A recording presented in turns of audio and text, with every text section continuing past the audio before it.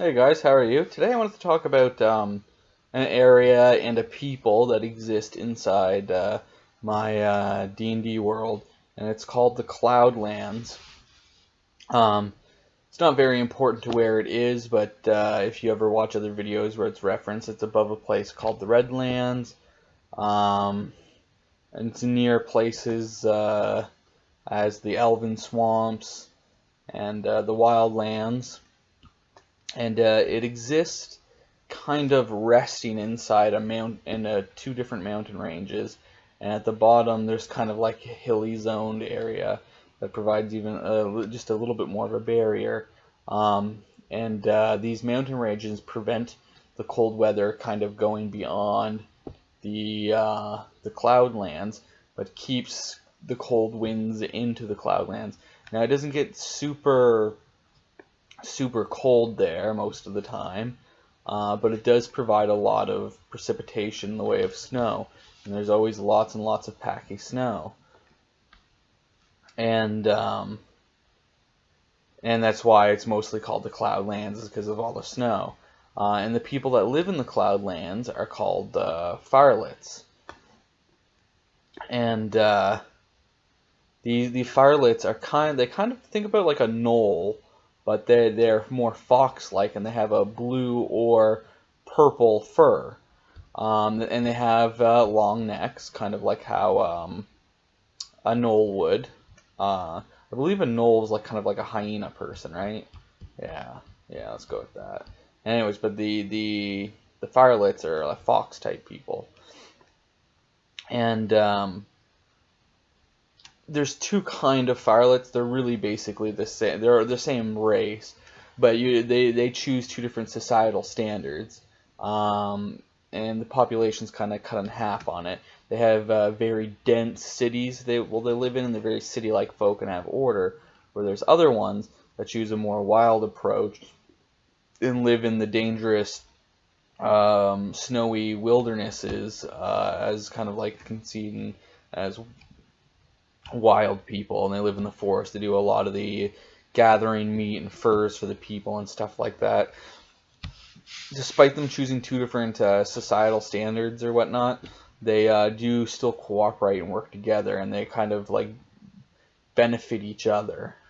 The wild firelets will get the raw supplies and stuff, and they tend to be the ones that even do the mining or even wood cutting and stuff, and they'll bring it to the villages and stuff, and in turn trade it for things they need.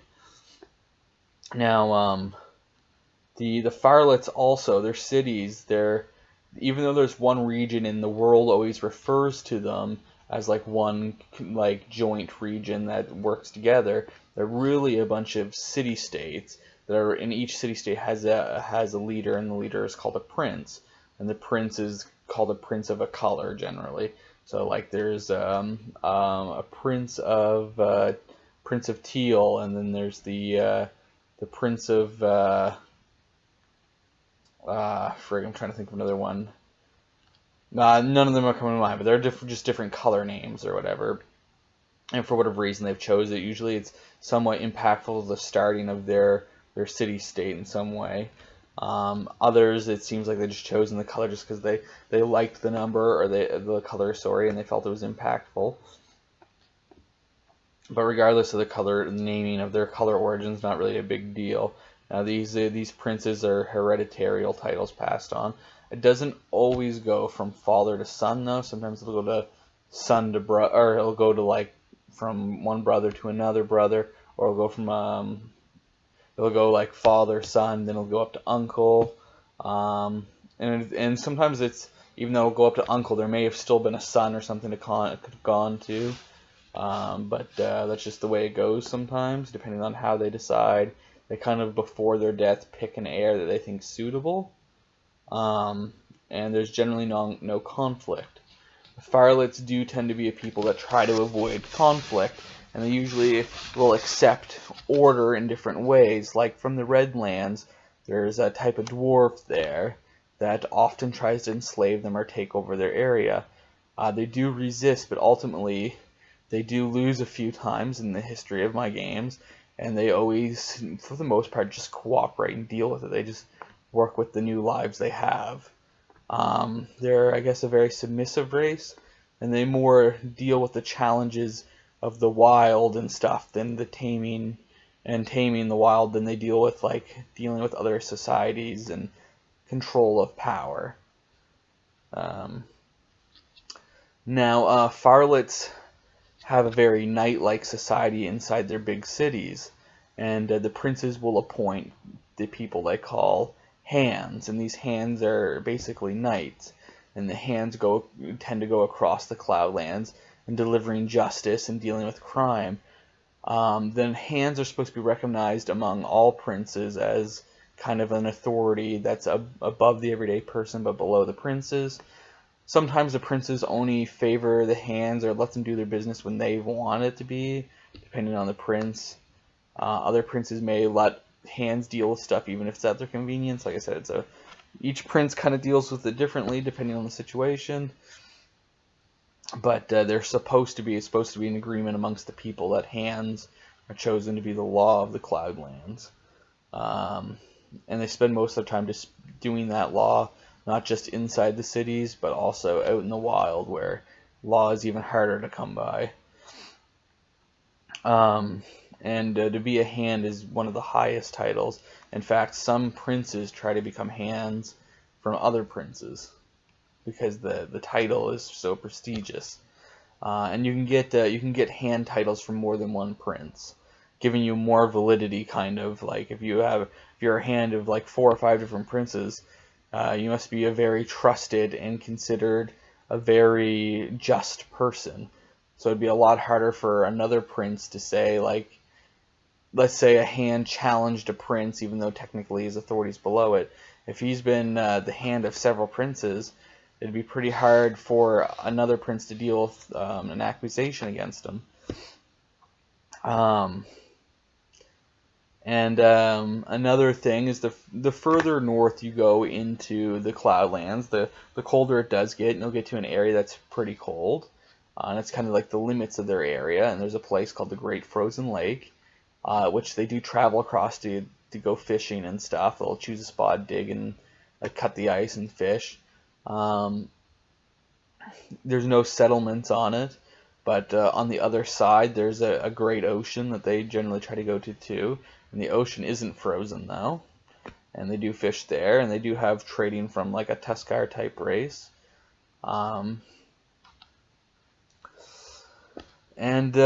guess the other thing I want to deal with or mention was they have huts all across their area that the princes invest in, or I shouldn't say all across, generally off of like paths and stuff that they use to travel, and people try to travel just on these paths because they know the huts are nearby.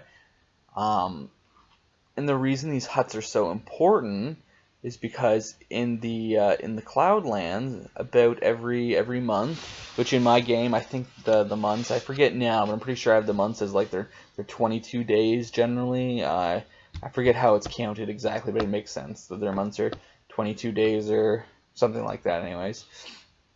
And every month a storm will hit, and these storms can last anywhere from a few hours to several long days, almost up to a couple of weeks depending on the season. And these storms, actually there's one month that doesn't generally have any storm, but and these storms are very violent. They're very windy, lots of snow. It's very hard to see. You can generally walk in them, but the thing is you won't be able to see, and it generally hurts the skin to walk. Now the farlets, that they don't generally feel the pain of it, they just can't see. But like other humanoids do find it hurts their skin, the vicious winds. And so these shelters are places to stop. You can stay warm. There's food stockpiled, so if you need it, you can eat. And that's why these shelters are important. And that leads to kind of like the construction of some of their cities.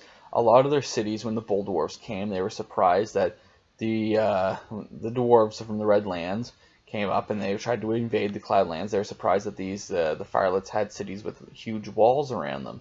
But the walls kind of domed over, not all the way, but it did have like a lip. And they were surprised there was walls. But luckily, these stone walls weren't actually built for defensive purposes. They were built to help deal with storms. When the storms hit, people inside the cities would be much safer, and the storms would kind of roll over the cities instead. Or that was the intent of the wall, anyways. So at first the dwarves were worried about these walls, but when they realized they were undefended walls where guards couldn't even stand on, it made it easy for the dwarves to deal with. Anyways, that's everything I guess about the Cloudlands. Thank you. Bye.